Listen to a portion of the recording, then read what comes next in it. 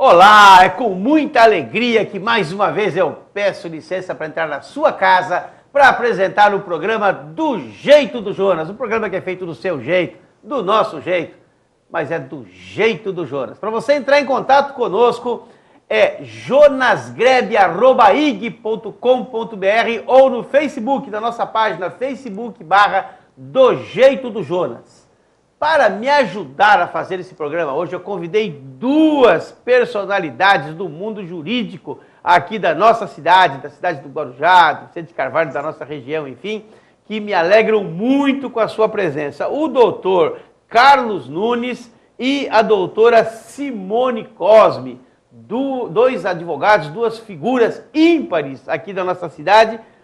Como vai, doutora Simone? Como vai, doutor Carlos? Tudo bem? Bom dia, doutor Jonas. Muito bem. Bom dia, boa tarde, boa noite. Obrigado cada um pela oportunidade. E agradeço o seu convite. Estamos muito felizes em estar aqui podendo contribuir com o seu programa, bater um papo, tirar dúvida aí da população e esclarecer os pontos que estão controversos aqui na nossa cidade, no Brasil. Vamos lá, pontos nevrálgicos. Nós tivemos ontem lá o julgamento dos embargos infringentes e tanto se falou, principalmente os comentários de leigos, pessoas que não conhecem a profundidade do direito e que se arvoram ideologicamente. E ideologia é uma coisa, a parte jurídica é outra coisa completamente diferente. Eu tenho morro de amores por nenhum dos mensaleiros, muito pelo contrário, cometeram crimes que paguem pelos seus crimes. Daí a você ultrapassar os limites da lei, por exemplo, cerceando o direito de defesa, aí nós seríamos mais criminosos do que os criminosos. Então eu entendo com clareza de que todo processo precisa ter a melhor de todas as defesas. Isso não é meu, isso é de Rui Barbosa. Até porque, quando essa pessoa for condenada, todos têm que saber que ela foi condenada pelos crimes que cometeu e não por não ter tido direito de defesa. Estou errado, doutor Carlos? De forma alguma. Paixão e direito são totalmente antagônicos. O direito é racional, a legislação é racional e a legislação existe e não foi revogada. Sou contra a tese de que a Lei 8.038 teria sido revogada tacitamente, que não existiu. O regimento interno perdurou e se os julgadores o fazem é porque o Congresso Nacional não alterou especificamente a lei quando teve oportunidade. E se eles não alteraram a legislação, não há que se mudar o Código de Processo Civil e tampouco o regimento interno do Supremo Tribunal Federal. Eles julgaram conforme a lei determina. Quer dizer, no mínimo ali se fez justiça, mesmo contrariando a vontade de uma grande parte da população que julga de forma ideológica. É isso, doutora? É isso mesmo. Infelizmente, para a população, para nós, eu como uma cidadã, o que você queria ali era que fossem rejeitados os embargos. Mas como operadores do direito, o doutor sabe, o doutor Carlos, o voto do Celso de Mello ontem, do ministro, ele foi tecnicamente perfeito. Por quê? A legislação está ali, o regimento interno do STF, e para quem é leigo, é como o doutor Carlos colocou, uma vez não houve essa revogação tácita, então não pode ferir o direito da Constituição, o direito maior que o cidadão tem, que é o direito de ampla defesa, que nós aprendemos lá no primeiro ano da faculdade. Direito da ampla defesa, do contraditório. E eles tinham esse direito, porque foram 4 votos favoráveis. Com esses 4 votos, dentre 11 ministros, houve a abertura para essa análise dos embargos infringentes. E agora, infelizmente, doutor Jonas, o que nos causa repúdio, até para nós que somos operadores do direito, é o que vai acontecer de agora para frente para a população e é o que revolta todo mundo. Vai acontecer mais 3 meses entre a publicação de tudo isso, dos votos de ontem, mais 1 mês para embargos de declaração desse julgamento de ontem. Então, nós temos aí 3 meses, acabou o ano. Temos o recesso do STF e depois disso vem um ano de eleição, que o senhor sabe. Então, quando teremos esse julgamento final? E quem foram os principais beneficiados pelos embargos infringentes de ontem? O Zé Dirceu, o Genuíno. Mas eu tenho uma visão um pouco antagônica a isso. eu acho que a perda deles é muito maior do que o ganho. Por quê? Na eleição passada, nós já tínhamos a questão do mensalão tramitando. Então se falava, mas estão fazendo justiça, estão julgando. Nunca se julgou poderosos do Brasil, agora estão julgando. Ponto. Fecha essa página. Abre a outra cortina. No próximo pleito eleitoral, a conversa vai ser a seguinte: é impunidade. Fizeram isso aí para não punir ninguém. Eu acho que para o Partido dos Trabalhadores, para o grupo político do Zé Dirceu, daquelas pessoas, eu acho muito mais prejudicial. Pode ser um benefício próprio, pessoal. Para o grupo politicamente, eu acho que o prejuízo é muito maior do que se tivessem encerrado ontem. O que o senhor acha, doutor? A mácula moral já está feita.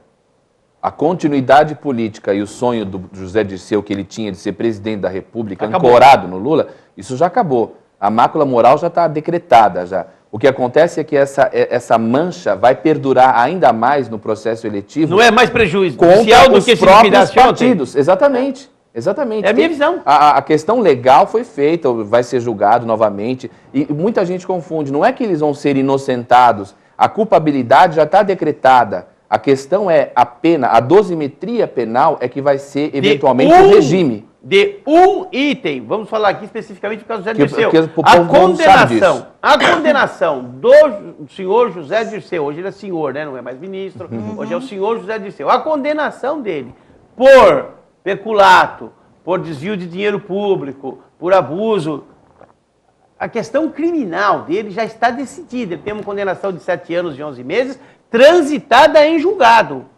Ponto. Vai cumprir a pena. O que se vai discutir é a formação de quadrilha. Sim. Porque no quesito formação de quadrilha, dos 11 ministros, 4 entenderam que ele não participou de formação de quadrilha. Até porque, quando ele chegou, talvez a quadrilha já estivesse formada. Não é? Sim, é um entendimento. Já estava formada a quadrilha, ele só participou. Não em se formando quadrilha, ele seria absolvido dos 2 anos e 11 meses da formação de quadrilha. Essa pena pode ser mantida, doutor? Sim. Pode ser diminuída para o mínimo, que são 2 anos e 1 mês. Ele pode só dormir na cadeia, por exemplo. Não. Ele Eu não estou falando vai ainda da dosimetria da pena. Essa pena de 2 anos e 11 meses de formação de quadrilha, ela pode ser extinta, ele fica só com os 7 anos e 11 meses que ele tem. Ela pode ser diminuída ao mínimo. Qual é o mínimo de formação de quadrilha? 2 anos e 1 mês. Ele foi condenado a 2 anos e 11. Ou pode ser mantida. Pode ser anulada, pode ser diminuída, pode ser mantida a pena. Isso não afeta os 7 anos que ele já tem por maioria. Ok? Pelo desvio de conduta que ele teve e que já está transitado em julgado. Quer dizer, é isso que tem que ficar claro, doutor? Com certeza. É que a população, na verdade, é levada, conduzida pelo clamor, por todo envolvimento noticiado que está sendo feito agora, se esquece de observar, e não tem como observar, essa questão legislativa. A questão é como vai ser realizada essa dosimetria da pena, como vai ser realizada o cumprimento dessa pena. Não se está retirando a culpabilidade deles, não. É isso que tem que colocar claro. Eles já estão julgados, a culpabilidade já está caracterizada e o que está se verificando agora como vai ser cumprido isso. Agora, cadê o Procurador-Geral da República, que acabou de assumir, inclusive, que se Deus quiser, ele assuma com uma integralidade, uma isenção, como a própria presidente Dilma mencionou na posse dele, maior do que o Gurgel, que graças a Deus se aposentou, porque ele não trouxe nenhum benefício à comunidade brasileira, ao país.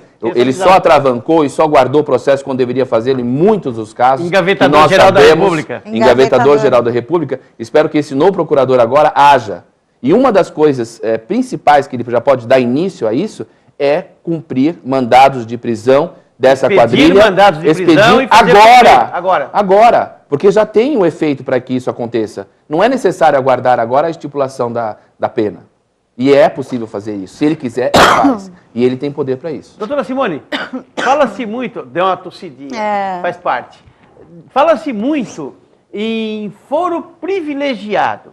Que privilégio é esse? Se o criminoso comum é julgado na sua primeira instância, vai para o TJ, depois ele vai para o STJ, se tiver matéria constitucional, vai para o Supremo Tribunal Federal, ele tem todo um rosário de opções de defesa. E esse que vai para o chamado foro privilegiado, não, ele é julgado diretamente no Supremo Tribunal Federal, e se não há esse embate por embargos, ele não teria direito a nenhum tipo de recurso numa decisão monocrática que termina praticamente com a sua vida política, moral, né? Que privilégio é esse? Por que isso chama privilegiado? Eu não vejo privilégio nenhum. O senhor não entende que é um privilégio? Claro que não é. É um desprivilégio. Se eu fosse defender alguém numa situação dessas, eu gostaria que ele viesse à primeira instância para eu ter chance de chegar lá em cima com várias decisões e vários argumentos e vários tipos de sentença. Há uma supressão das demais instâncias também, se for pensar nisso. Quando você vai para uma Câmara Única, quando o Pacto de Costa Rica fala claramente em bicameralidade, em você ter divergência de opinião, você está jogando com uma vida. A senhora vê isso como privilégio, o político ser jogado diretamente no Supremo Tribunal Federal, sem nenhuma outra instância para que ele possa mostrar os seus documentos, por exemplo? Eu vejo. Vê privilégio nisso? Eu vejo, Jonas. Eu vejo. discordo do Dr. Carlos, discordo do Dr. Jonas.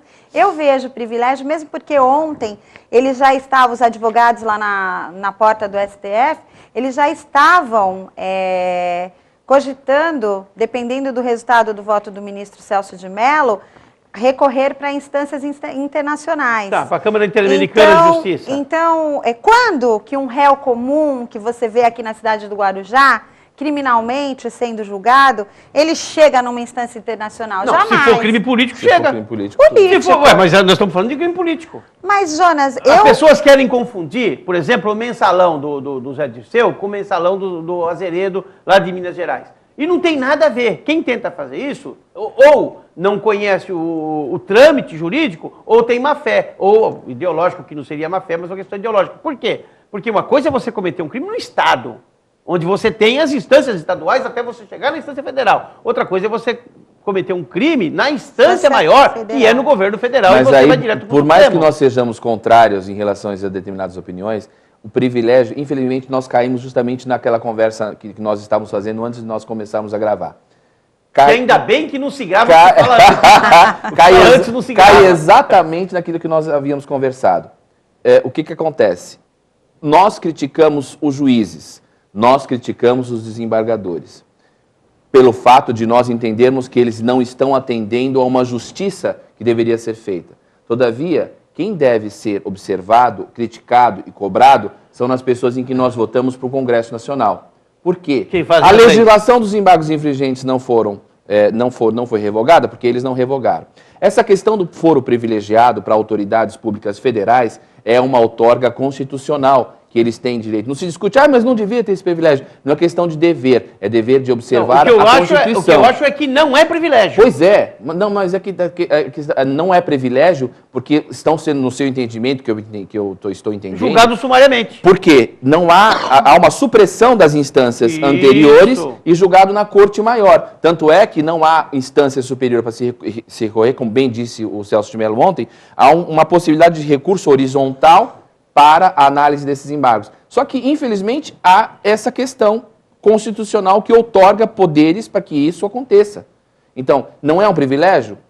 Em termos legais, sim. Mas vão ser julgados por uma corte com 11 ministros. Cada cabeça uma sentença. Exato. O Celso Melo vai mudar o voto dele? Não vai votar. O Teori Zavascki vai mudar o voto dele? Nos embargos de declaração. Não vai mudar. Nos embargos de declaração, no julgamento dos embargos de vigência, vai alterar alguma coisa? Não vai alterar. Vai continuar o mesmo empate? Vamos tirar na moedinha? Cada cabeça uma sentença. É por isso que eu defendo que hajam outras instâncias. Porque outras instâncias você terá outras cabeças, com outras cabeças, obviamente, você terá outra sentença. Por isso que eu não vejo como um privilégio. Ah, sim. Eu acho que é um prejuízo e não um privilégio. Eu acho que o certeza. privilégio é você ter o amplo direito de defesa em todas as instâncias possíveis.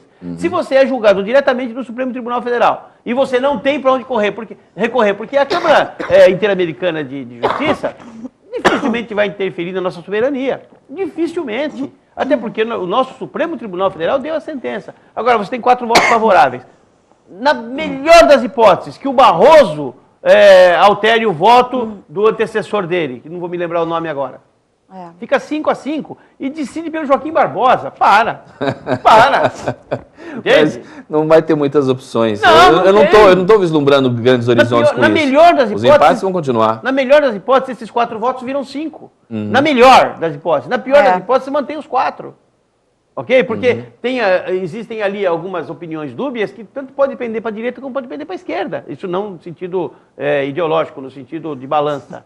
Né? No sentido de balança. Então, eu não vejo grandes possibilidades de mudança. Não há mesmo. Agora, eu gostei muito do voto do ministro Celso Mello. Tecnicamente perfeito. Eu também. Pode falar o que for, quiserem, exatamente. mas é técnica. Quem ama o processo civil, e eu amo o processo civil, porque é o cerne para mim de todo direito. Eu sou criminalista, mas estou dentro. O processo civil, ele é o cerne de tudo, do direito criminal, do processo, embora tenha um código específico processual, o processo civil tem aplicação na CLT, tem aplicação no penal, tem aplicação em tudo. Para mim, a alma do direito hoje, eu vejo, desculpa, mas é claro, você é criminalista, claro. eu vejo o processo civil, ele foi ontem, na hora que eu maravilhoso. comecei a ouvir ele fundamentar o voto, 2 horas na primeira hora eu já falei para o Carlos, ele vai manter, ele é a favor. Não, ele manteria, claro.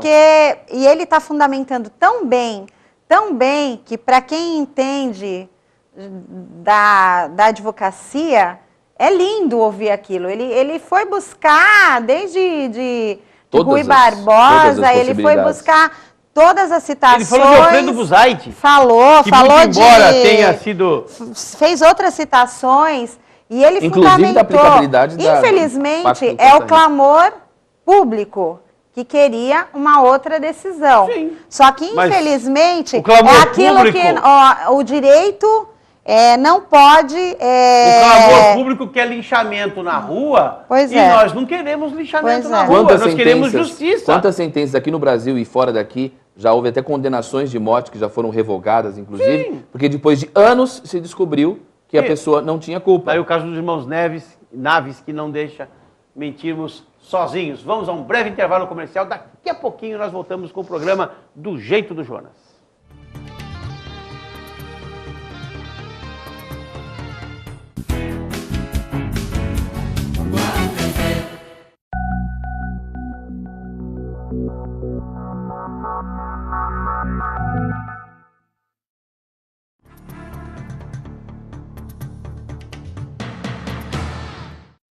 Estamos de volta para mais um bloco do programa que é feito do seu jeito, do nosso jeito, do jeito do Jonas. Para você entrar em contato conosco, jonasgrebe@ig.com.br ou no Facebook, na nossa página Facebook/Do Jeito do Jonas. Quero mandar um grande abraço para o meu amigo Aldo Pipoca, que está nos assistindo. Aldo, Deus te abençoe, fé, força, estamos com você, hein?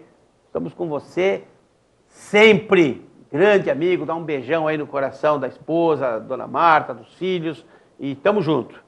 Muito bem, estou hoje recebendo aqui, estão me ajudando a fazer esse programa, essas duas ilustres personalidades do direito aqui da nossa região, a doutora Simone Cosme e o doutor Carlos Nunes, que muito me alegram com as suas presenças. Nós já falamos bastante aqui sobre o julgamento dos embargos infringentes de ontem. Eu acho que mais ou menos ficou claro que a nossa opinião é de operadores do direito, né? Respeitamos a opinião de todos os cidadãos, aqueles que pensam, né, que tem que condenar, tem que jogar na cadeia. Nós entendemos que primeiro todo o trâmite legal tem que ser cumprido para que depois você possa dizer, fizemos justiça.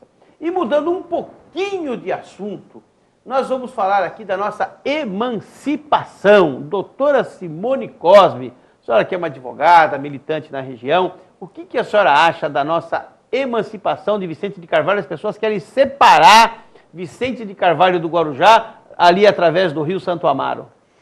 Olha, doutor Jonas, cidadãos do Guarujá, de Vicente de Carvalho, eu tive a oportunidade de conhecer cada pedacinho de Vicente de Carvalho e cada pedacinho do Guarujá durante essa campanha de 2012.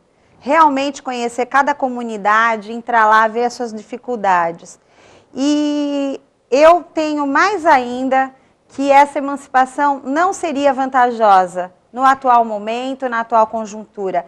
Eu acredito que o Guarujá não vive sem Vicente de Carvalho, como Vicente de Carvalho não vive sem o Guarujá. O Guarujá precisa de Vicente de Carvalho. Quem é a favor da separação, tem aqueles que acham que o Guarujá, a parte bela, fica lá, e a parte feia, Vamos Não, colocar. não faz Não é isso. feio, não é feio porque eu sei, você apenas uma sabe. imagem. Não, Vicente de Carvalho. aqueles que falam isso. Por quê? Porque nós temos obras, nós temos avenidas ainda com problemas, mas não, Vicente de Carvalho é onde está o povo que trabalha, onde nós temos o porto, onde nós temos os terminais, onde nós temos a maioria da população que vai para o Guarujá diariamente dar mão de obra. Eu, como advogada trabalhista, sei mais do que tudo sobre isso. Da mesma forma que o Guarujá não vai viver a sua receita só do turismo, ela precisa dessa receita de Vicente de Carvalho, como Vicente de Carvalho também precisa do Guarujá. Então, eu sou contra a emancipação. A senhora foi candidata a vereadora? Fui candidata a vereadora, junto com o doutor. E por que as pessoas da cidade não votam em mulher? Não tem nenhuma vereadora. Por que não votam em mulher, doutor Jonas? Eu que estou perguntando. Corri essa cidade toda, de fio a pavio. Tenho meu trabalho aí na área jurídica, na área da assistência judiciária gratuita também do município. E realmente não entendi a minha quantidade de votos, mas eu não vou desistir, eu vou tentar. Tem que ter mulher lá. Eu também mulher acho. faz falta para representar, para estar acho. fazendo projetos que ajudem. Eu na assistência sei Tem a gente que não dificuldade. gosta, mas eu acho que mulher é importante. Que bom, doutor, que bom. Grandes líderes mundiais são mulheres. A nossa prefeita, uma ilustre mulher da República. Presidente da República. Que ela fala que é presidenta, mas como eu nunca chamei nenhum presidente de presidento, verdade, então para mim ela continua eu sendo também acho, presidente. presidente. E se tiver presidenta, tem que ter presidente. A diferença da racionalidade da mulher em relação à racionalidade do homem são realmente distintas e devem ser A mulher é mais evoluída que o homem 100 anos. Não tem como não vislumbrar desse jeito. A mulher tem a vantagem do instinto, né, doutor? Só que muitas vezes a própria mulher, se mais mulheres votassem mais ativamente ou militassem mais, verificassem mais a política, tem que perder essa questão de você querer achar que não, eu não gosto de política, eu tenho nojo de política. Você depende da política, porque as leis são feitas para você que está nos assistindo agora. Então é necessário que você trabalhe, participe, tenha mais atitude no seu voto, para que você tenha uma melhoria na sua vida. É isso que nós vislumbramos numa eleição. E todo o trabalho que a doutora Simone vem fazendo no convênio da OAB, da assistência judiciária gratuita, visando as pessoas carentes, os trabalhos assistenciais e a rapidez com que a gente busca a independente do nome, né, doutor? Eu acho que a presença da mulher é importante. A presença da mulher é importante. Independente de qual seja a mulher. Precisamos. A última foi a Cirana, que era até uma vereadora brilhante. Acho que fazem 8 anos já, né? A última a professora Antonieta foi vereadora, mas também lá se vão, né? Acho que 2004, então, né? São 20 anos praticamente, estamos em 2013. Então, eu acho que faz muita falta a mulher. Mas vamos falar de emancipação. Mas essa questão da emancipação... E não é feminina. Não é hora não é hora de se dividir. É hora de somar. Doutor, não é emancipação feminina, é emancipação eu sei.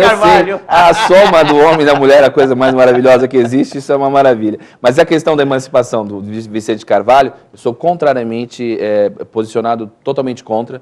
Tem gente até querendo se alavancar politicamente com isso. Não diga isso, doutor. Está se lixando com a população. Doutor, não me diga isso. E vem a palanque defendendo isso. Peraí, como é que é, doutor? Tem gente que vai usar isso politicamente? Com certeza. Não me fala isso. Com certeza, mas infelizmente... Não me fala isso, doutor. Em detrimento da própria população de Vicente Carvalho. Infelizmente, não é hora de dividir, pessoal. É hora de somar. Há necessidade, sim, de trazer investimentos, trazer divisas aqui para a municipalidade, somando Vicente de Carvalho, estruturando melhor Vicente de Carvalho. É saneamento básico, é saúde, é segurança. Da mesma forma que Guarujá está deficitário, que precisa melhorar muito ainda para fazer, tem muita coisa para fazer ainda. Então, se dividir agora, você vai dividir o problema.